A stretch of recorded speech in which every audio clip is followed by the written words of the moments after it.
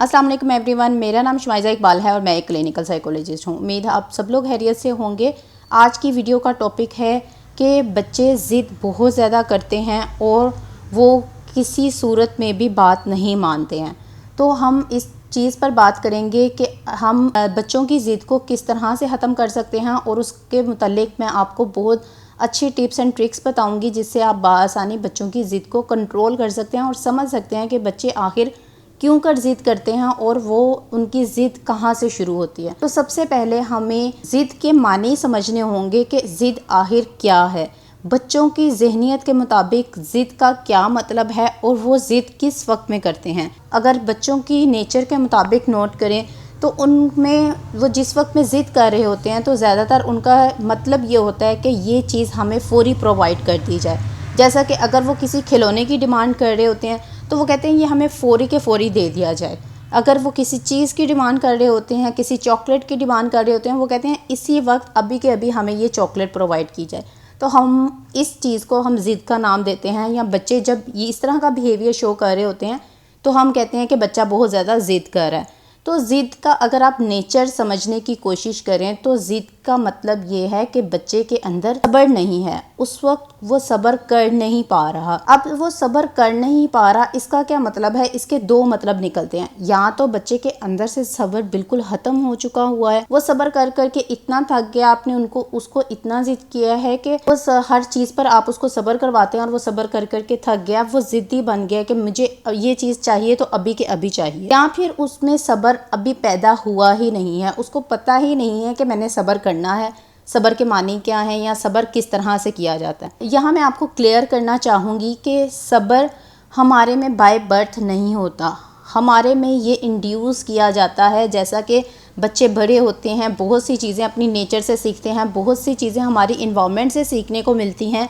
तो सब्र भी लर्न किया जाता है। ये एक ऐसी आदत है जिसको हम अपनी इन्वायरमेंट से, अपने पेरेंट्स से या इर्द गिर्द के माहौल से लर्न कर सकते हैं। अब यहाँ अगर आप नोट करें तो हमें यहाँ जैसे हर चीज़ की कोई ना कोई जड़ होती है, यहाँ बच्चे की ज़िद की जड़ ये है कि वो सब्र नहीं कर रहा। हमें यहाँ सब्र का इलाज करना चाहिए, लेकिन हम उसकी ज़िद का इलाज कर रहे होते हैं। हम बार बार ये कह रहे होते हैं कि बच्चा ज़िद बहुत कर रहा है, हम उसकी चीज़ को पीछे कर रहे होते हैं, हम उसको कह रहे होते हैं कि नहीं अभी नहीं चाहिए, ये नहीं करना, वो नहीं करना, या हम उस पर गुस्सा निकालना शुरू कर देते हैं। तो यहाँ हमें इलाज किस चीज़ का करना चाहिए? उसके सब्र का इलाज करना चाहिए। हमें उसमें सब्र का पैमाना देखना चाहिए कि उस बच्चे में सब्र किस तरह से आएगा और वो सब्र किस तरह से सीखेगा। फिर हम जब ये देखते हैं कि बच्चा बहुत ज़्यादा ज़िद कर रहा है तो हम या तो बच्चे को चीज़ दे देते हैं या फिर हम बच्चे को मार कर चुप करवा देते हैं। यहाँ जो रूट कोज होती है हमारी सब्र, वो हम उसका ठीक नहीं कर रहे होते। तो हमें सब्र बच्चे के अंदर लेकर आने के लिए क्या क्या चीज़ें करनी चाहिए? जैसे ही आप सब्र के ऊपर काम करना शुरू करेंगे, बच्चे की ऑटोमेटिकली ज़िद ख़त्म होना शुरू हो जाएगी। तो सब्र लेकर आने के लिए बच्चों के 5 रूल्स हैं, 5 ट्रिक्स हैं जिससे आप बच्चों में बआसानी सब्र लेकर आ सकते हैं। सबसे पहली चीज़ ये है कि जब बच्चा किसी भी चीज़ पर ज़िद करे, उसको फ़ौरी तौर पर वो चीज़ ना दी जाए। जैसा कि बच्चे ने कहा मुझे खिलौना चाहिए, उसको आप थोड़ा सा टाइम ड्यूरेशन बताएं, उसको रिस्पॉन्स लाजमी करें ताकि बच्चे को पता लगे कि आपने उसकी बात समझ ली है। जब आप उसको रिस्पॉन्स करेंगे और प्रॉपर आंसर करेंगे तो वो इस चीज़ को समझेगा कि हाँ मेरे पेरेंट्स मुझसे कोई बात कर रहे हैं। तो उसको आपने रिस्पॉन्स इस तरह से करना है कि हाँ जी मुझे आपकी बात समझ आ गई है, आपको फ़लाँ फ़लाँ टॉय चाहिए तो मैं आपको टॉय दे दूँगी, लेकिन आपको 2 घंटे के बाद मैं जाके दिलवा दूँगी, या मैं आपको थोड़ा सा अगर बाज़ार में है तो मैं आपको नेक्स्ट शॉप से दिलवा दूँगी। तो जब आप इस तरह से करते हैं, टाइम ड्यूरेशन बच्चे को देते हैं, तो उससे क्या होता है कि बच्चा उस टाइम ड्यूरेशन तक थोड़ा सा सब्र करता है। वो हो सकता है कि हर 2 मिनट के बाद आपसे कहे कि अच्छा अभी 2 घंटे नहीं हुए, तो आपने अपने अंदर भी बर्दाश्त लेकर आनी है। उसकी इस चीज़ को आपने सब्र लेकर आने के लिए आपने इस चीज़ को बर्दाश्त करना है कि उसको हर 5 मिनट के बाद जो आप दे रहे हैं कि बेटा जब इतना टाइम होगा तो मैं आपको दिलवा दूँगी, और आप उतने टाइम के बाद बच्चे को चीज़ दिलवा दें। उससे क्या होगा, बच्चे में थोड़ा सा टाइम ड्यूरेशन के लिए सब्र आ जाएगा कि हाँ मेरे वालिदैन ने कहा है, और वो अपनी बात को पूरा भी करते हैं। और यहाँ आपने इस चीज़ का खास कर ध्यान रखना है कि जब आप बच्चे को एक टाइम ड्यूरेशन दें, उस टाइम ड्यूरेशन के बाद आप उस चीज़ को उसको दिलवा दें। इसको आप आसान चीज़ों से शुरू कर सकते हैं, जैसे छोटी छोटी चीज़ों से, घर में जो चीज़ें उसको प्रोवाइड की जा सकती हैं उन चीज़ों से आप शुरू कर सकते हैं और आहिस्ता आहिस्ता इस टाइम ड्यूरेशन को आप बढ़ा सकते हैं। सेकंड पॉइंट जिस पर आप काम कर सकते हैं, आप इस चीज़ को इस्तेमाल भी कर सकते हैं। जैसा कि सुबह बच्चे ने किसी चीज़ के लिए डिमांड की या रात को किसी चीज़ के लिए डिमांड की, तो आप ये कहेंगे कि बेटा कल आपके बाबा जान जब शॉप पर से या काम पर से आएंगे तो फिर आपके लिए ये चीज़ ले आएंगे। उससे क्या होगा कि सारा दिन बच्चा जो है वो उस चीज़ का इंतज़ार भी करेगा। उसको पता होगा कि रात में जब मेरे बाबा जान आएंगे तो उस वक्त ये चीज़ मुझे मिलेगी। या उसको किसी चीज़ के साथ एसोसिएट कर दें कि बेटा आप अपना जब काम ख़त्म कर लेंगे तो हम आपको ये चीज़ प्रोवाइड कर देंगे। इसमें सबसे अहम पॉइंट आपका रिस्पॉन्स होगा बच्चे की तरफ। बाज़ औक़ात ऐसा होता है कि हम बच्चे को सुन नहीं रहे होते, हम बच्चे पर ध्यान नहीं दे रहे होते, इस वजह से भी बच्चा ज़िद कर रहा होता है। तो आपने इस बात पर बहुत ज़्यादा कोशिश करनी है कि जो आप रिस्पॉन्स बच्चे को दें उसको वो पूरा करें। रिस्पॉन्स आप बच्चे को वही दें जिसको आप पूरा कर सकते हैं, क्योंकि जब तक आप अपने रिस्पॉन्स को पूरा नहीं करेंगे बच्चे का आप पर एतमाद डेवलप नहीं होगा। जब बच्चा आहिस्ता आहिस्ता 2 घंटे से 1 दिन पर जाएगा, आहिस्ता आहिस्ता बच्चा 1 हफ़्ता फिर 1 महीना भी सब्र करना सीख जाएगा। इस वजह से आपका यहाँ एतमाद बनाना बहुत ज़रूरी है बच्चे पर कि आपने एतमाद किस तरह का बनाया है।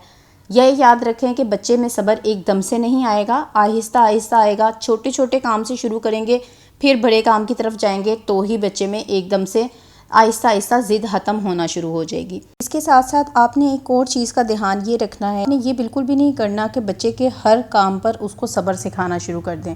अगर बच्चा आपको 10 चीज़ों में ज़िद कर रहा है तो उसमें से सब पहले आप 2 चीज़ के लिए उसको सब्र करने के लिए कहें, फिर आहिस्ता आहिस्ता आप इन चीज़ों को बढ़ा सकते हैं। 8 चीज़ें प्रोवाइड कर दें, क्योंकि अगर आप बच्चे को हर चीज़ पर ही ये कहना शुरू कर देंगे तो भी बच्चे के अंदर एक ज़िद आ जाएगी कि मेरे वालिदैन तो हर चीज़ पर ही मुझे ये चीज़ बात कहना शुरू कर देते हैं, तो उसकी वजह से भी बच्चे के सब्र को लर्न करने में रुकावट आ सकती है। तो आपने कोशिश ये करनी है कि आहिस्ता आहिस्ता शुरू करना है, 2 चीज़ों से शुरू करना है और आहिस्ता आहिस्ता चीज़ें बढ़ा देनी है। थर्ड चीज़ क्या होगी कि आप हर बार बच्चे की ज़िद का इंतज़ार ना करें। असल में हम काम उसके सब्र पर कर रहे हैं, हम उसकी ज़िद पर काम नहीं कर रहे हैं। चूँकि सब्र उसकी ज़िद का रूट कोज़ है, हमने इसको ख़त्म करना है। इस वजह से हम जब सब्र को बढ़ाएंगे तो ऑटोमेटिकली उसकी ज़िद भी ख़त्म हो जाएगी। हमने यहाँ सब्र उसमें लेकर आने के लिए ये काम खुद से भी करना होगा कि कोई महीने में 1 दिन या 2 दिन ऐसा रख लें जिसमें बच्चे को कोई चॉकलेट प्रोवाइड कर दी जाए, कोई इस तरह की चीज़ जो बच्चे के लिए बहुत ज़्यादा मायने रखती हो, जैसे उसकी कोई बहुत ख्वाहिश होती हो, उसको बहुत चीज़ अच्छी लगती हो, आप उस पर काम कर सकते हैं। सुबह ही उसको बता दें कि बेटा मैं आपके लिए ये चीज़ लेकर आऊँगा, या फिर उसको ये बता दें कि हम इस वीकेंड पर फ़लाँ जगह सैर के लिए जाएंगे। तो क्या होगा, वो 1 वीक जब इंतज़ार करेगा उसके अंदर इंतज़ार करने की हैबिट डेवलप होगी। उसका पता होगा कि मैंने इस चीज़ के लिए इतना सब्र करना है, इस वजह से उसके अंदर सब्र आहिस्ता आहिस्ता बढ़ता जाएगा। नेक्स्ट काम आप ये कर सकते हैं कि आप सोते वक्त बच्चों को कहानियाँ सुना सकते हैं। कहानी वो आपसे रिलेटेड भी हो सकती है, आपके बड़ों से रिलेटेड भी हो सकती है, या आप कोई अनबिया की कहानियाँ ले सकते हैं, मतलब किसी की भी आप कहानी ले सकते हो। ऐसी कहानी हो जिसमें सब्र के बारे में बताया हो कि उन्होंने इतना सब्र किया था और उसका फल उनको किस तरह से मिला था। इस तरह के जब आप छोटी छोटी सी कहानियाँ उनको सुनाएंगे, और ये आपने डेली बेसिस पर एक ही टॉपिक पर कहानी नहीं रखनी, डेली बेसिस पर टॉपिक चेंज करते रहें। हफ्ते में 1 बार ऐसी कहानी सुनाएं जिसका कहानी का मॉरल लेसन हो, वो ये हो कि सब्र करने से उनको ये फल मिला था। बच्चे का जहन ऐसा होता है कि वो उस कहानी को अडॉप्ट करके, वो चूँकि फैंटेसाइज बहुत ज़्यादा कर रहे होते हैं, वो जैसे जैसे आप कहानी सुनाते हैं उनके जहन में वही वाली फिल्म चल रही होती है, उनके जहन में इमेजेस चल रहे होते हैं, वो उसको फैंटेसाइज कर रहे होते हैं कि अच्छा ये हुआ था, अच्छा फ़लाँ काम हुआ था। तो जब वो कहानियाँ उनके लाशऊर में बैठ रही होती हैं, उनके लाशऊर में जब आप कहानी के ज़रिए से सब्र डाल रहे होते हैं तो उनके अंदर बहुत अच्छी तरह से सब्र की बात आ जाती है कि अच्छा हमारे फ़लाँ लोगों ने भी तो सब्र किया था, तो हम भी इस तरह से ही अपने चीज़ों को अचीव कर सकते हैं। लास्ट काम जो आप उनके साथ कर सकते हैं वो आप खुद उनका रोल मॉडल बने, ये बात नहीं है कि आप खुद तो सब्र नहीं कर रहे लेकिन आप बच्चों को ये इस चीज़ की आदत डालना चाह रहे हैं, आप उनकी ज़िद ख़त्म करना चाह रहे हैं, लेकिन आप अपनी ज़िद पर कायम हैं कि मैंने तो फ़लाँ दिन शॉपिंग पर जाना है और मैंने तो लाजमी शॉपिंग पर जाना है, या मुझे अभी के अभी ये चीज़ चाहिए तो मुझे लाजमी चाहिए। इस वजह से आप ख़ुद को भी देखें कि कहीं आपके अंदर तो ऐसी ज़िद एलिमेंट नहीं है, कि अगर आपके अंदर ऐसी ज़िद का एलिमेंट है या उसको आप ज़रूर ख़त्म करें, क्योंकि जब तक आप उनके रोल मॉडल नहीं होंगे बच्चा इस काम को बिल्कुल भी ख़त्म नहीं करेगा।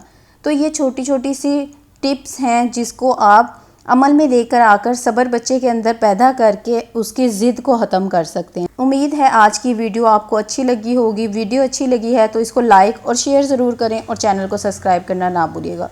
इसके साथ ही मुझे इजाज़त दें। अपना बहुत सा ख्याल रखिएगा। Take care. अल्लाह हाफिज़।